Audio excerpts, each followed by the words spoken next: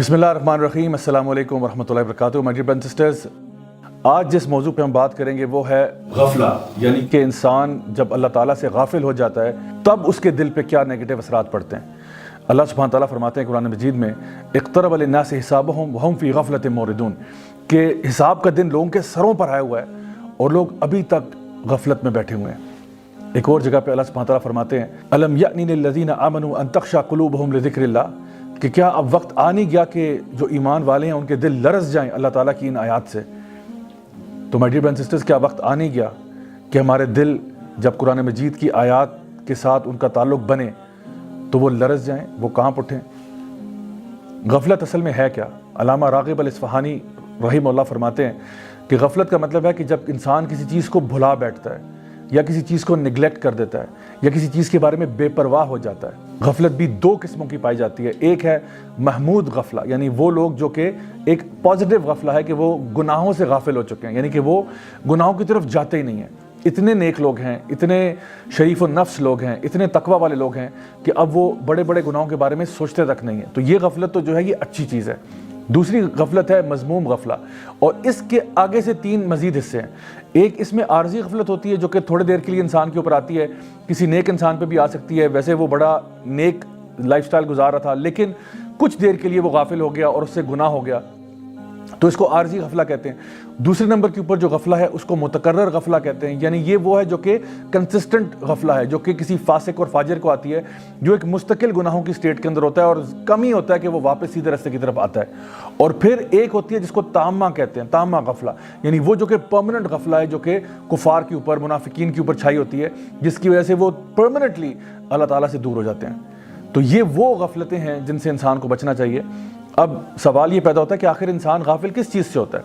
इंसान गाफिल होता है अल्लाह के दीन से, कुरान मजीद से, ज़िक्र करने से, हिफाजत की दुआएं पढ़ने से, नेक नीयत रखने से, और जितने भी नेक अमाल हैं उनकी प्रायोरिटी को गलत कर देता है। ये भी गफलत की एक निशानी है। और अपने ज़िंदगी के मकसद से गाफिल हो चुका है, हत्ता के क़यामत के दिन से गाफिल हो चुका है।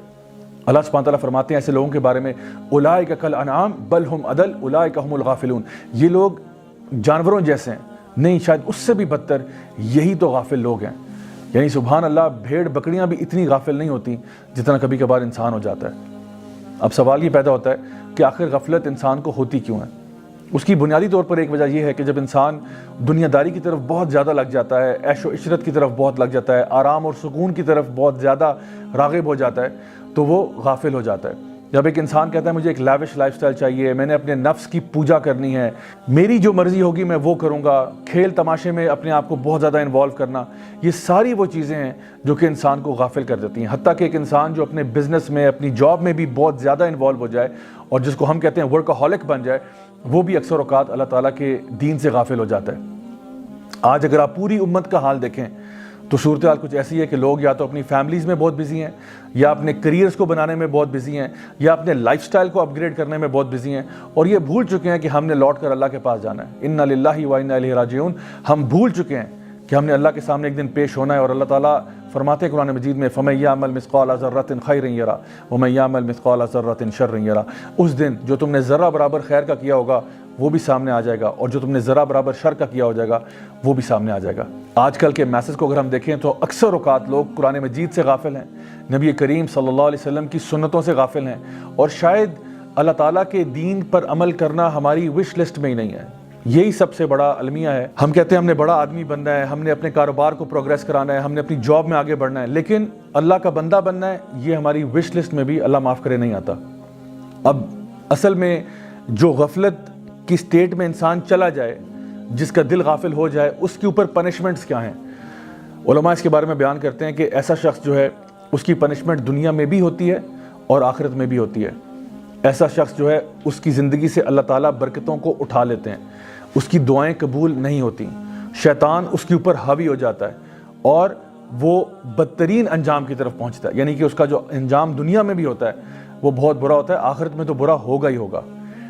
अल्लाह सुब्हानहू तआला ने बनी इसराइल का जिक्र किया कुरान मजीद में सूरतुल बकरा के अंदर, या बनी इसराइल उज़्कुरू नेमती अल्लती अनअमतु अलैकुम व अन्नी फ़द्दलतुकुम अलल आलमीन, कि ए बनी इसराइल याद करो कि अल्लाह ताला ने तुम्हारे ऊपर कितनी नेमतें की थी और तुम्हें तमाम आलमीन के ऊपर फजीलत अता फरमाई। تو بنی اسرائیل کا واقعہ قرآن مجید میں اسی لیے بتایا گیا کہ وہ بڑے اللہ کے نیک لوگ ہوا کرتے تھے، بڑے چوزن لوگ تھے اللہ تعالیٰ کے، لیکن چونکہ وہ غافل ہو گئے اپنے مشن سے، اپنے ویژن سے، اللہ تعالیٰ کی طرف قریب جانے سے، تو اللہ تعالیٰ نے ان کو برباد کر دیا، اور وہ لوگ ہو گئے جن پہ اللہ تعالیٰ کا غضب نازل ہوا۔ My dear brothers and sisters, بالکل اسی طرح سے اللہ سبحانہ تعالیٰ سورہ آل عمران کے اندر مسلمانوں کو اب یہ ٹائٹل دیتے ہیں، یہ کہہ کر کنتم خیر امۃ اخرجت للناس تأمرون بالمعروف وتنہون عن المنکر وتؤمنون باللہ، کہ تم اے مسلمانوں اب بہترین امت ہو۔ ایک زمانے میں بنی اسرائیل ہوا کرتے تھے، اب تم بہترین امت ہو، لیکن کیوں؟ جسٹ بیکاز تم ایک مسلمان فیملی میں پیدا ہو گئے اس لیے بہترین امت ہو؟ نہیں، اس لیے تم بہترین امت ہو اگر تم اپنے فریضے کو پورا کرو۔ تأمرون بالمعروف وتنہون عن المنکر وتؤمنون باللہ، تم لوگوں کو نیکی کا حکم دو، برائی سے روکو اور اللہ پر ایمان لاؤ۔ My dear brothers and sisters, تھوڑی دیر کے لیے سوچئے، کیا ہم اس فریضے کو پورا کر رہے ہیں؟ ہمارے سامنے اگر کچھ برا ہوتا ہے، کیا ہم اس کو اپنے ہاتھ سے روکتے ہیں؟ چلو ہاتھ سے روکنے کی استطاعت نہ صحیح، کیا اس کو زبان سے روک پاتے ہیں؟ چلو زبان سے بھی روکنے کی استطاعت نہ صحیح، کیا اس کو ایٹ لیسٹ دل میں برا سمجھتے ہیں؟ یا کیا ہم ایک ایسے معاشرے میں رہتے ہیں جہاں پہ ہم نے برائی کو برائی سمجھنا بھی چھوڑ دیا ہے؟ تو جان لیں کہ جس طرح پہلی قومیں برباد ہوئی ہیں، بالکل اسی طرح سے آج کی بھی قوم برباد ہو سکتی ہے اگر وہ اللہ تعالیٰ کے بتائے ہوئے دین کے اوپر نہیں چلے گی اور غفلت کی اس کنسسٹنٹ سٹیٹ کے اندر رہے گی۔ اب غفلت کو ہرانے کا طریقہ کیا ہے؟ My dear brothers and sisters, غفلت کو ہرانے کا طریقہ ایک ہے، اور وہ ہے علم حاصل کرنا۔ نبی کریم صلی اللہ علیہ وسلم نے جب موازنہ کیا ان لوگوں کا جو دین کا علم رکھتے ہیں بنسبت ان کے جو دین کا فہم نہیں رکھتے، تو آپ نے فرمایا ان کا ڈفرنس ایسا ہے جیسے کہ چاند اور تاروں کا، یعنی جو قرآن مجید کا علم رکھتا ہے، جو دین کی تعلیم حاصل کرتا ہے، اس کی مثال ایسے جیسے چاند کی ہے، آسمان پر کلیئر نظر آ رہا ہے، اور جو باقی لوگ ہیں، عام لوگ، عبادت گزار قسم کے جو لوگ ہیں جن کے پاس دین کا فہم نہیں ہے، وہ تاروں کی مانند ہیں۔ اور آپ نے فرمایا کہ تم میں سے جو علم والا ہے اور جو علم نہیں رکھتا، اس کی مثال ایسے ہے کہ جیسے میری، یعنی کہ نبی کریم صلی اللہ علیہ وسلم کا اگر مقابلہ کیا جائے امت کے سب سے ادنا شخص کے ساتھ، یہ مقابلہ ہے اگر آپ دیکھیں جو علم حاصل کرنے والے ہیں۔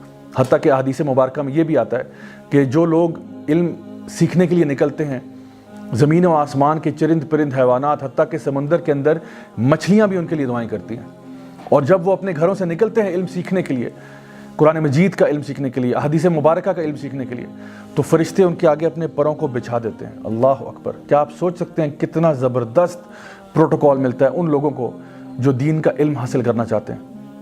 اور جو شخص بھی دین کا علم حاصل کرنے کے لیے نکلتا ہے وہ اصل میں اللہ کی راہ میں جہاد کر رہا ہوتا ہے۔ تو آج سے آپ فیصلہ کریں انشاءاللہ کہ ہم لوگ اپنے آپ کو اس غفلت سے نکالیں گے۔ اس کے لیے میں آپ کو 3 مزید ریکمنڈیشنز دیتا ہوں، اپارٹ فرام دا فیکٹ کہ آپ نے اپنے علم میں اضافہ کرنا ہے، اپنا اللہ تعالیٰ کا ذکر بڑھا دیں، نبی کریم صلی اللہ علیہ وسلم پر درود پڑھنا بڑھا دیں، اللہم صلی علی محمد وعلی آل محمد کما صلیت علی ابراہیم وعلی آل ابراہیم انک حمید مجید، یہاں سے لے کے آخر تک۔ اور سب سے امپورٹنٹ چیز اگر آپ کر پائیں، جو بہت خوبصورت چیز ہے غفلت سے بچنے کے لیے، وہ ہے تہجد کی نماز کو قائم کرنا۔ My dear brothers and sisters, اگر ان چیزوں کو آپ فالو کر لیں تو یقین جانیے آپ غفلت سے باہر نکل سکتے ہیں، اور انشاءاللہ الرحمن اللہ تعالیٰ آپ کو دین کا فہم عطا فرمائے گا۔ Until next time, this is me, Raja Ziaulak, signing off. Wassalamu alaikum wa rahmatullahi wa barakatuh.